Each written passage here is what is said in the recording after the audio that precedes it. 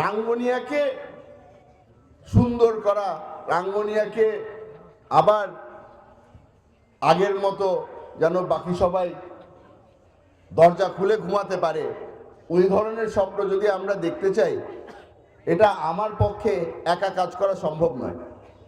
আমাদের সবার একসাথে কাজ করতে হবে।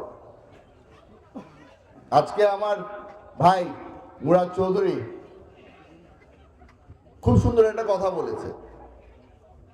সেও একজন ব্যক্তি যে সত্যি কথা বলে ফেলে।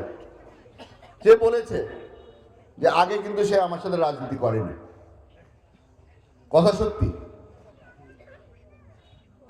আজকে আপনাদের সামনে আমরা সকলেই এক মঞ্চে দাঁড়িয়েছি, আপনাদেরকে আমরা সকলেই একসাথে একটা ওয়াদা করতে চাই। আমাদের রাজনীতি হয়তো ভিন্ন হতে পারে, কিন্তু আমাদের লক্ষ্য একটাই, ধানের শীষ। আমাদের দুর্বলতা একটাই, ধানের শীষ।